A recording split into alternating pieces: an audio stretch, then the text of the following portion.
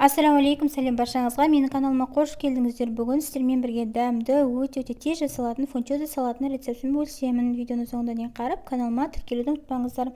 Алдымен қызып тұрған майға 2 бас сарымсағымызды салып, кішкене қуырып аламыз. Одан кейін салымға қылып тұрған етімізді, 2 ас қасы соя тұздығымызды құйып, кішкене қуырамыз.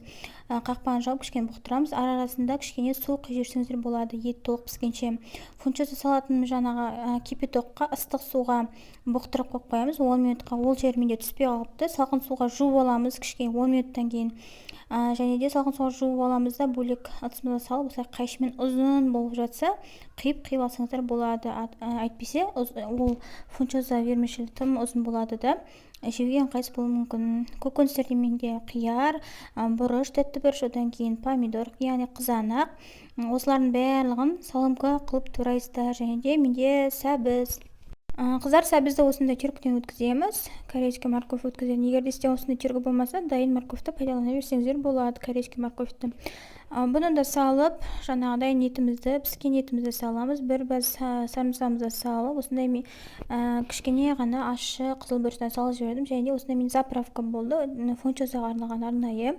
Кішкене осылай мыжып жібердім, себебі астында приправалар астына тұнып тұрады. Бұл 600 граммдық салатқа арналған, сондықтан мен бәрін қосып жібердім. Егер де сіздерде мұндай заправка болмаса, заправка яғни үстіне ыстық қайнап тұрған сұйық майды құйып, және де кішкене ғана уксус құйып жүрсеңіздер болды. Және ұнаған приправаларын салып жүрсек, араластырып жүрсеңіздер, салып бізде де өте дәмді фунчоза салаты шығады. Осындай дайын заправка болса, тек осының өзін ғана салып, осылай бұлғап салатты бере бересіздер. Мінекей біздің фунчоза салатымыз дайын. Толыққанды түскі ас немесе кешкі ас ретінде де жеп алуға болады. Өте дәмді. Міндетті түрде жасап көріңіздер. Рецептін болса лайк басып, комментарий қалдыруды ұмытпаңыздар. Каналыма тіркеліп қойыңыздар. Алда әлі күшті рецепттер болады. Келесі кездескенше сау болыңыздар.